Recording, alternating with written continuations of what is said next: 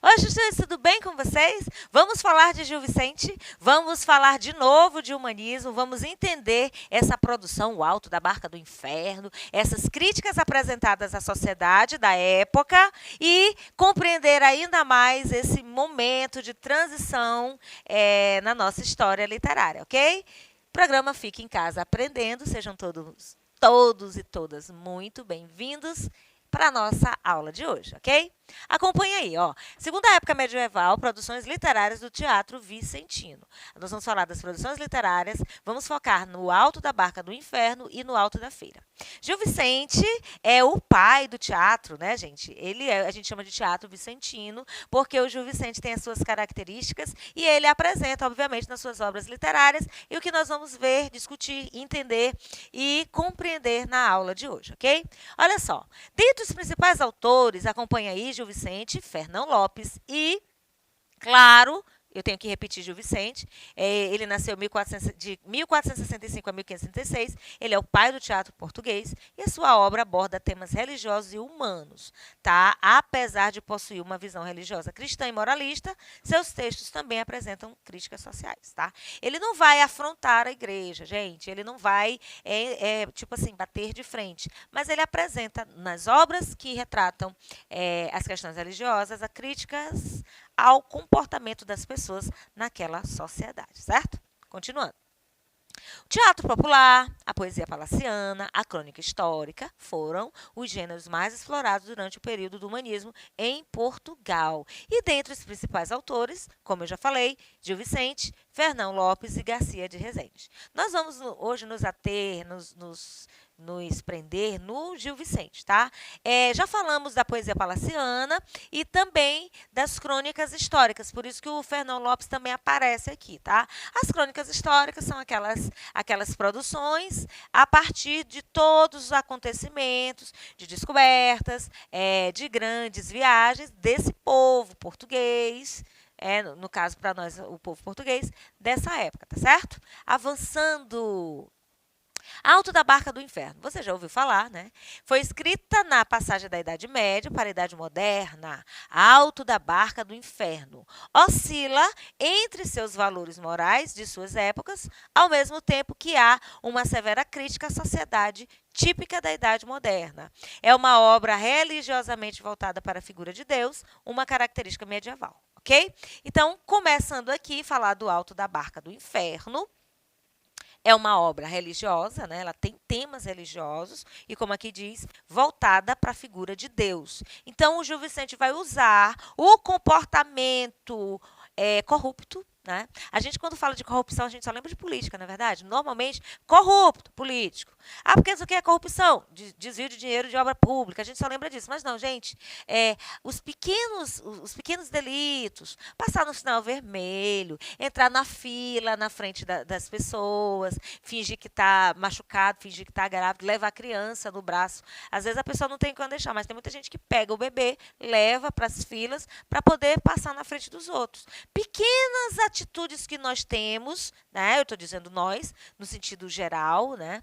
Eu não estou querendo apontar ninguém, mas às vezes a gente comete um outro delito, a gente comete uma outra corrupção. Então, para brigar contra a corrupção, né? O Gil Vicente usava a obra de arte, hoje nós vemos muitos autores usando a obra de arte para chamar a atenção da sociedade sobre esses pequenos atos, esses pequenos delitos que a sociedade comete, mas não percebe. É mais fácil apontar o outro, você fez isso, você fez aquilo, e não prestar atenção naquilo que a gente faz que é errado. Então, o Gil Vicente traz a crítica do comportamento das pessoas nessa sociedade através da obra de arte, tá certo? Então, o Alto da Barca do Inferno vai oscilar entre valores morais de duas épocas, certo? Nós estamos saindo da Idade Média e adentrando a Idade Moderna. O alto é uma designação, acompanha aí na sua tela, genérica para peça, gente. Alto e peça é a mesma coisa. Só que o alto é uma pequena representação teatral. Originário de onde? Da Idade Média. Tinha de início caráter religioso, como nós falamos, depois tornou-se popular para a distração do povo. Os autos de Gil Vicente versam sobre temas tradicionais de caráter religioso, moralizante ou pastoreis. Gente, quando essas produções teatrais começaram lá na Idade Média, bem no finalzinho, elas eram apresentadas dentro das igrejas. Nós já falamos disso em outras aulas. Depois, houve a necessidade de colocar temas que não eram religiosos, então a igreja não aceitou mais essas apresentações dentro dos seus respectivos recintos, e aí as obras passaram a ser representadas em praça pública. Tá? E aí, quando o teatro não é apresentado dentro da igreja, não aborda nenhum tema religioso, ele é chamado de teatro profano. Continuando, a proteção real foi uma constante na sua vida. Nós estamos falando de Gil Vicente, tá, gente? Manteve-se preso às tradições medievais e fez, antes de tudo, um teatro de tom didático moralizante, enraizado no teocentrismo e na ideia de salvação da alma. Ou seja, embora Gil Vicente, o teatro vicentino, fosse uma obra que se destacasse dentro do humanismo, ele estava preso ainda ao teocentrismo. Eu já falei isso aqui em outro momento. Ninguém muda de visão do dia para a noite. Coisas vão acontecendo, né? Fatos vão acontecendo, e aí você vai construindo um novo pensamento, uma outra concepção acerca de qualquer assunto, para poder ter a sua opinião. Então, o Gil Vicente foi construindo isso aos poucos. Estamos no final Acabou o trovadorismo, a época já é humanista? Já, mas ele ainda tem aqui uma preocupação com as coisas lá do alto, com as coisas de Deus. Personagens e símbolos. Acompanha aí, ó. Os personagens são chamados de tipo, né? Personagens tipo. São os que apresentam características gerais de uma determinada classe social. Então, assim, numa classe social, sempre tem aquela pessoa boa de papo, consegue convencer, dentro da família, dentro da roda de amigos. Então, esse é um personagem tipo. Porque quando você encontra uma pessoa assim, você vai identificar fulano de tal desse jeito, fulano de tal daquele jeito, entendeu? Volta lá para a tela. Esses tipos raramente aparecem identificados pelo nome. Quase sempre são designados pela ocupação que exercem ou por algum traço social. Exemplo, sapateiro, onzeiro, clérigo, frade, bispo, alcoviteira. Então, um sapateiro enrolão, sempre tem. Uma pessoa, um costureiro o alfaiate, que não entrega a obra, as peças na data marcada. Um mestre de obras que faz um contrato com a gente para entregar nossa obra numa data, entrega milhões de dias depois. Olha o exagero aqui dos milhões de dias. Entenderam? A alcoviteira, aquela pessoa que vai ficar fazendo de tudo para ver um relacionamento entre pessoas, para ganhar alguma coisa. Então, sempre você vai, dentro dessa sociedade, estou me referindo à sociedade da época, encontrar um tipo, tá? Personagens tipo significa isso. Acompanhe ainda. Quem são os personagens? Fidalgo, o ozeneiro, o parvo, eu falei ozeiro agora, gente, é onzeneiro.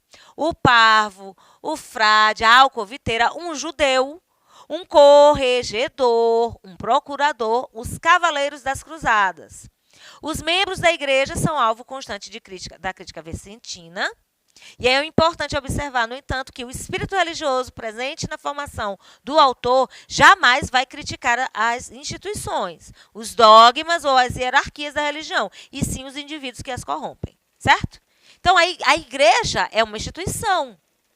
Quem corrompe a igreja deve ser criticado. É o que o teatro vicentino defende. Eu não posso generalizar toda a igreja católica por conta do comportamento de alguns padres. Eu não posso generalizar toda a igreja cristã protestante por causa do comportamento de alguns membros, de alguns pastores, certo? Então, ele critica as pessoas, os indivíduos que vão participar desse processo de corrupção, ok? Isso também serve para nós analisarmos os fatos quando as coisas acontecerem e não generalizar, achar que tudo é igual, colocar, como se diz a grosso modo, todo mundo dentro do mesmo barco ou todo mundo dentro do mesmo saco. Avançando. Acreditando na função moralizadora do teatro, ele colocou em cenas fatos e situações que viriam revelar a degradação dos costumes, a imoralidade dos frades, olha só. Nós estamos saindo da Idade Média, ó, imoralidade dos frades. A corrupção no seio da família. Gente, isso não é de hoje. A imperícia dos médicos. Será que eu estou falando de alguma coisa que ninguém identifica na sociedade atual? As práticas de feitiçaria, o abandono do campo para se entregar às aventuras do mar. Olha só, tem alguma característica citada aqui que você não identifique num personagem tipo hoje? Claro que tem. Essas obras foram escritas há muitos e muitos anos, mas hoje servem de moralismo para a nossa sociedade também. Vamos avançar? Linguagem, estilo, humor, linguagem. Olha só. As personagens falam português variadíssimo, vulgar, médio, elegante, erudito, com arcaísmos. Falam também o espanhol e um latim muito distorcido, chegando a trazer um tom humorístico. Gente, esse latim vulgar é o latim popular. Não é o vulgar que a gente fala hoje. Já falou, essa tua linguagem é muito vulgar. É uma linguagem chula, de baixo calão. Não é isso. É a linguagem vulgar, por quê? Porque era falada entre as pessoas lá na parte de baixa da pirâmide, tá, gente? Da pirâmide social. É médio, é elegante, erudito. Então, tem de todo jeito. Hoje, vamos botar isso aqui para hoje. Variações linguísticas. Nós temos N formas de nos expressarmos acerca de um mesmo assunto. Aqui no Maranhão, nós temos muitas expressões. Aqui em São Luís, nós temos várias. Como é que se chama menino? Pequeno. Tem lugar que chama garoto, guri. Aqui é pequeno. Não é nem pequeno, é pequeno. Vem cá. Vem cá, pequeno. Ajeita essa câmera aí para mim. O que mais que nós temos aqui? Quando nós nos assustamos, quando nós queremos... virou uma interjeição. Éguas. Tá doido? Então, são expressões que são típicas de determinadas regiões. E o Gil Vicente acompanhava isso aqui. Ele valorizava a linguagem, o estilo, dava ali um tonzinho de humor. Ele respeitava a linguagem das pessoas na hora de escrever as suas produções. Olha que figura bonitinha que eu trouxe. Ó, guri, que eu falei agora. Abestalhado, já ouviu isso? Tem o abestado e tem o abestalhado. Oxente, uai, mano, não. Tchê. O que mais, gente? Um monte de coisa que a gente pode colocar aqui, infinitas expressões da nossa linguagem. Então, olha só, Gil Vicente registra a variedade linguística da época, fazendo com que cada personagem utilize as formas de linguagem falada próprias de seu meio social. Entenderam? O médico, numa turma de amigos médicos, vai ter uma linguagem específica dos médicos. Os surfistas. Os regueiros da Ilha de São Luís, a Ilha do Amor, a Ilha do Reggae. Os regueiros têm também as suas formas de falar dentro do seu meio.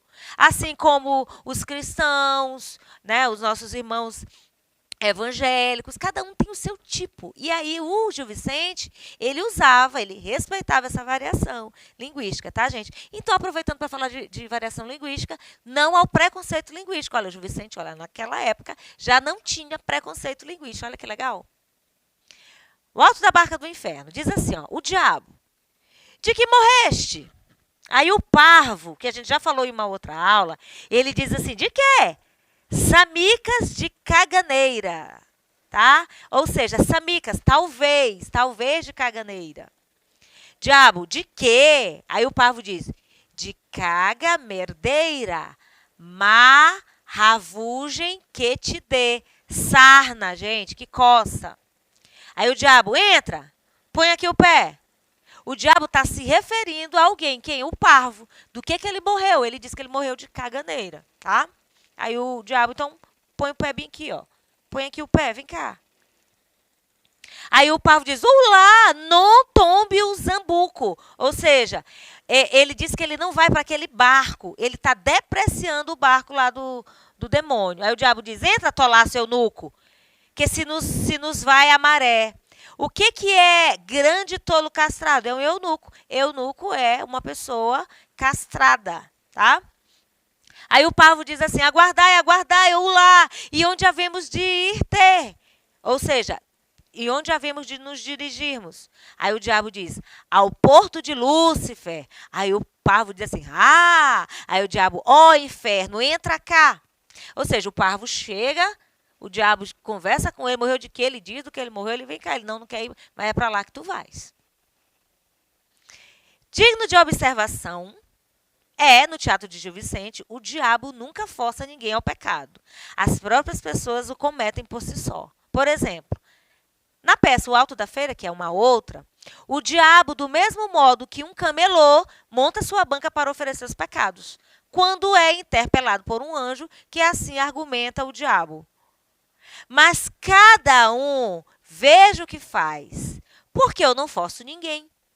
Se me vem comprar qualquer clérigo ou leigo ou frade, falsas manhas, ou seja, hábitos de viver, muito por sua vontade, Senhor, que lhe hei de fazer? Aqui, o Gil Vicente quer mostrar que o pecado está aí. Peca quem quer. Eu estou fazendo aqui uma analogia para aquela típica frase que virou até meme. O golpe está aí. Cai quem quer. Então, o Gil Vicente mostra o diabo como alguém que oferece o pecado. E as pessoas simplesmente escolhem. Afinal de contas, isso é um livre-arbítrio que Deus nos deu. Nós sabemos o que é certo, o que é errado, o que pode, o que não pode, mas nós temos o péssimo hábito de classificar os nossos delitos menos infraciosos do que o dos outros, né? A nossa infração é bem menor. Alto da Feira, como eu já falei, é representada por um excelente príncipe, El Rei Dom João, o terceiro em Portugal, deste nome, na sua nobre e sempre leal cidade de Lisboa, às matinas do Natal, na Era do Senhor, em 1527. Quem são as figuras? Mercúrio, Tempo, Serafim, o Diabo, Roma, Amâncio Vaz, Diniz Lourenço, Branca Anes, Marta Dias, Justina, Leonarda, Teodora, Moneca, Giralda, Juliana, Tesaura, Mereciana, Doroteia, Gilberto, Nabor, Dionísio, Vicente e Mateus. Essas são as figuras aí do Alto da Feira. O que esse alto traz? Acompanha aí, ó. Mercúrio é o deus do comércio e zomba da astrologia. Então, ele manda, ele ordena ao tempo que arme uma tenda para uma feira de Natal, a Feira das Graças. E ele diz assim, ó, faça o mercador mor ao tempo, que aqui vem, e assim tenho por bem, e não falte comprador, porque o tempo tudo tem. O tempo, falando em decassílabos, arma a barraca e chama os visitantes. Ali nada será vendido, mas trocado. Então, gente, esse aqui é o cenário do Alto da Feira, né? O Mercúrio, que é o deus do comércio, manda armar uma barraca para vender tudo, porque o tempo tem tudo, certo? Vamos lá. Um anjo chamado Serafim conclama os papas a pegar novas vestes, como as dos antigos. E o diabo também vai armar sua tendinha. Tem arte de enganar, falsas manhas de viver para os clérigos e frades, hipocrisia para quem quer ser bispo. Olha o que o diabo vem oferecer na sua banca. Hipocrisia, falsas manhas de viver, ou seja, pessoas que vivem mentindo, dando golpe nas pessoas, arte de enganar, tá certo? Isso aí é o diabo que vai oferecer lá no Alto da Feira, né? Muito bem. Entra Roma, que quer comprar a paz, que não encontra entre os cristãos. A ela o diabo oferece, vender-vos-ei nesta feira mentiras, 23.000. Todas de nova maneira, cada uma mais sutil, que não vivais em canseira. Roma vai o anjo e diz, vendei-me a paz dos céus, pois tenho o poder da terra. Aí o anjo diz, atentai, com quem lutais, com que temo que caireis. Após a saída de Roma, entram 2 lavradores. Então, essa é a cena aqui do Alto da Feira. E, para finalizar, ambos querem se livrar das mulheres, né, os lavradores. Uma é muito brava, a outra muito mansa. E aí, um vai elogiando a outra e falam em trocar, que é feirar as duas. Aí chegam outros vendedores e compadres que se instalam junto à tenda. Uma mulher fala o nome de Jesus e o diabo vai e desaparece, ficando o tempo e o anjo. E algumas moças tá? A algumas moças o tempo oferece consciência, a outra o anjo oferece virtude, mas todas recusam. Vieram à feira porque ouviram falar que nela está Nossa Senhora e todos cantam um hino em honra à Virgem. Então aqui, gente, o Alto da Feira é muito interessante essa obra. O diabo, ele entra nesse meio todo para vender mentira, hipocrisia, falsas manhas. Então Gil Vicente traz aqui uma crítica e uma reflexão que o pecado está sempre aí à disposição. Cada um que vai escolher pecar ou não. Até rimou. Compliquei?